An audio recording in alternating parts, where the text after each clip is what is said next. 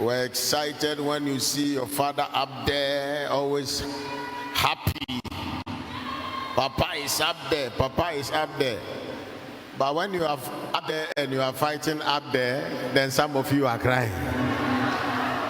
How can I go up without fighting the demons in the air?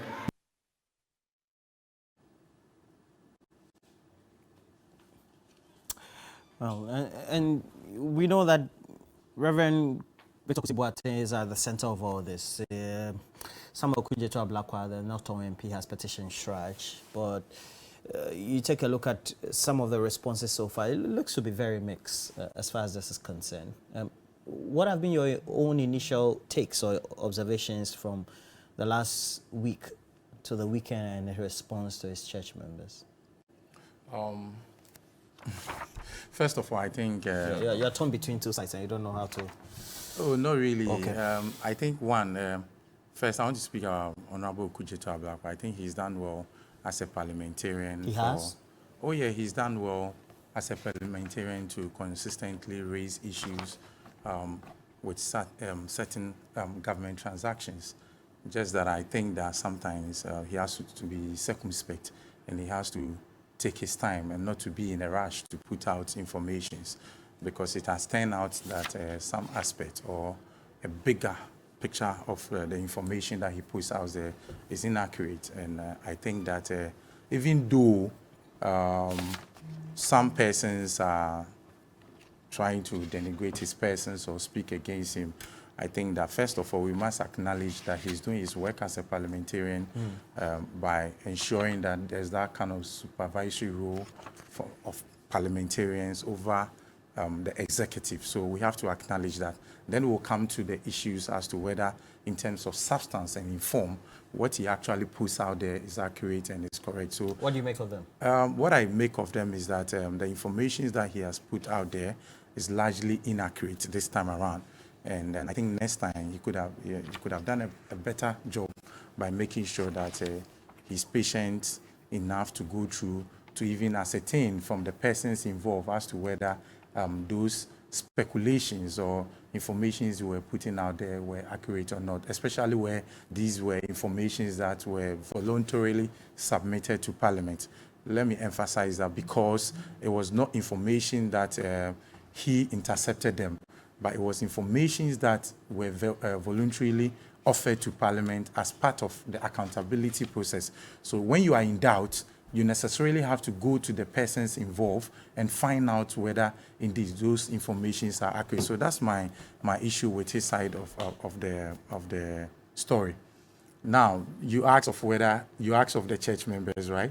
Yeah, because the pastor says that these are demons, and I believe that Kujeto Ablakwa, the member of Parliament, who is raising some of these questions, will be part of the categorized demons of members of Parliament or Ghanaians and even media or critics who are raising concerns about his role as a trustee, and at the same time having an allied company that he is a director of, and for which he has multiple identities, which we're told could be explained. Yeah. First of all, I know the use of the word demons seems a bit unparliamentary to you, but I think every profession has its own vocabulary that usually goes with it. So when you enter the legal fraternity, there are a lot of jargons that are used there.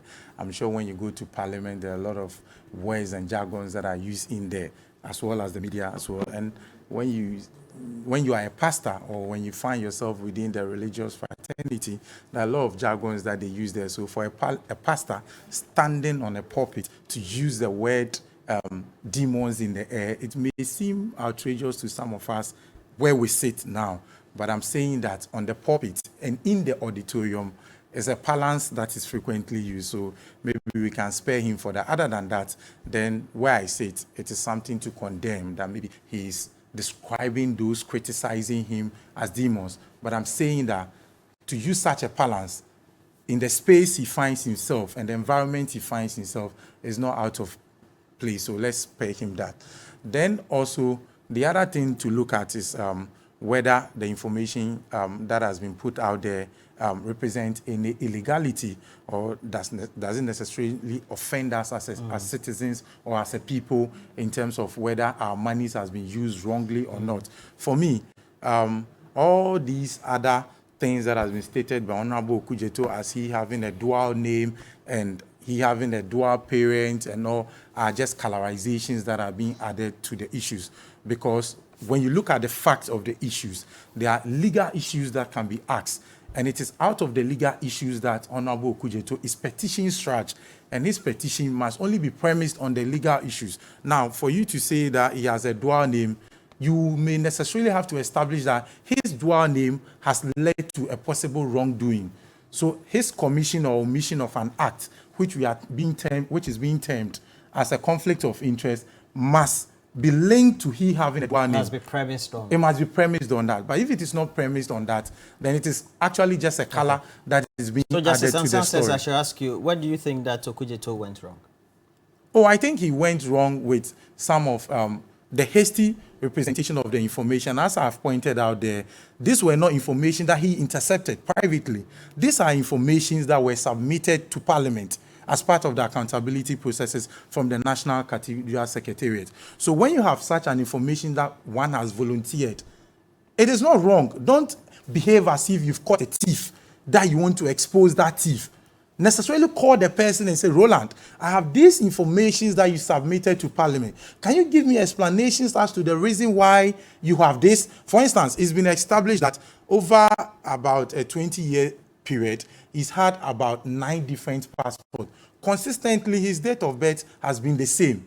Now, if you look at the information that was put out by Honorable Okujeto Abrakwa, it seems that his date of birth is different. Now, the 9 books that has been put out there, the explanation has been that he travels a lot, and these books, they normally expire, like within a year, he travels and they have expired and he has to get a new one. The passport. The passport. That's what expire in a year. No, the book, depending on the number of leaves and how often you travel. Ask those who travel frequently. They normally short books. So then you have to go and renew them, get a new book. It happens. Those that travel on frequent basis, it happens. So it is now that, even if you check from the passport of it, now that there are larger books that have larger numbers. In terms of the leaves. In terms of the leaves. So it's normal to come to terms with this. So I'm saying that some of these informations, he could have authenticated them from the owner, instead of just rushing to put out there. And also the seemingly words that he used to describe the Reverend Minister, which were not actually true or accurate. Which words did he use? Oh, for instance, he said, this is the biggest scandal of the century. That is depicting corruption. Regarding the National Cathedral. Regarding the National Cathedral.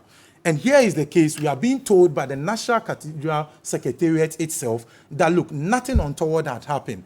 This is a Reverend Minister who is part of the Board of Trustees. He offered to assist them at a time of need, and they decided to refund his money. Your background is in project management, right? Yeah, I have project management background. I'll come back to ask a question. But the question I'll ask you before that is that, is it normal? I'm not part of that project, so let's focus on this. Are you... Why? That's your question. Exculpating yourself from... No. Okay, so we're here to answer questions. Sure, that's fine. Is it normal, whether you have 48 leaved paged passports, okay, or 32 page passports, whether they finish within a half-year period because you travel frequently, that within that time of travel, you have in existence officially national identification documentation, and here we're not referring to Ghana card, passports, driver's license, which bear 2 names concurrently, and they are also used concurrently. Is it normal? Yeah, so far as the law does not prohibit that, it's normal.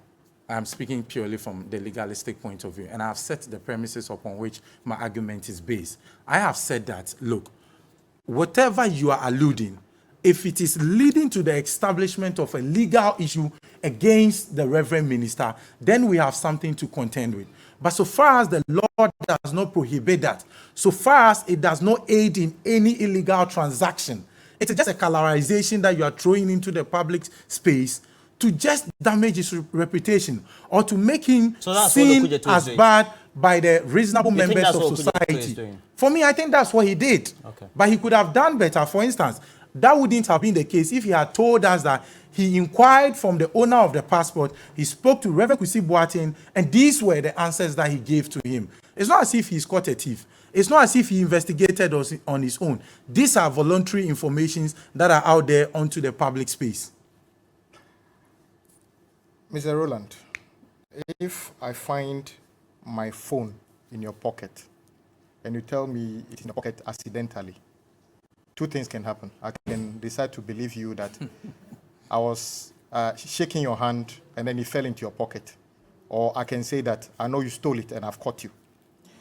I want us to separate this thing that some people in this country are so revered that they are above board when you do wrong things. We criticize the president as much as we can. We criticize the the Chief Justice. We criticize Speaker of Parliament.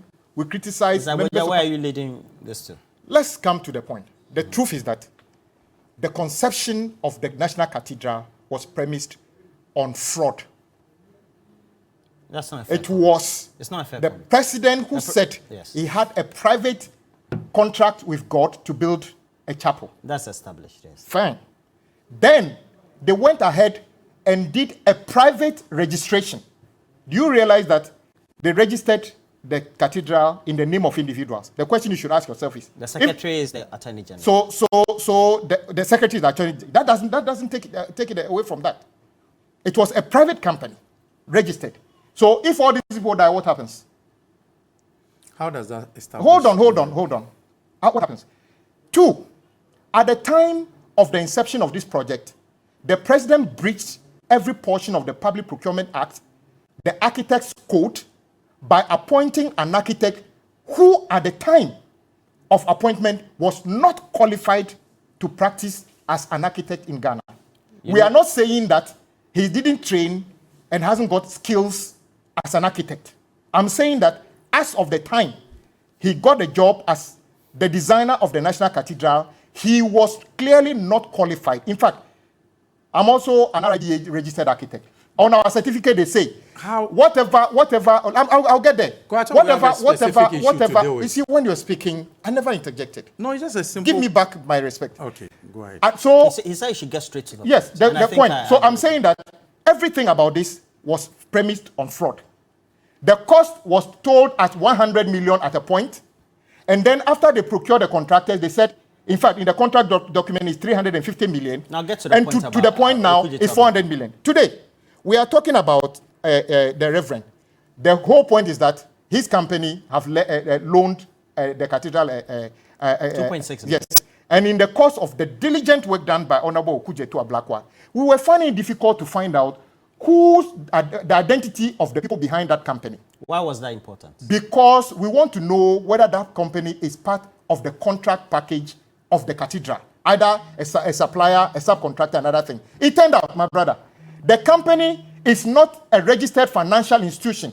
It is a clear breach of the law. How did government go to borrow money from a company which is not a financial institution?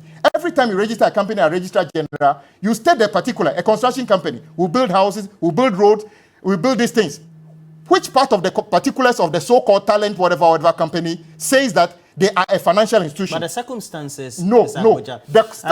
Under which JNS decided to lend money to the cathedral was at a meeting like this. Listen, and a member of the board decided that, look, because the entity with which I belong to, I'm espousing what the responses have been so far. This is the Constitution. This is the Public Financial Management Act.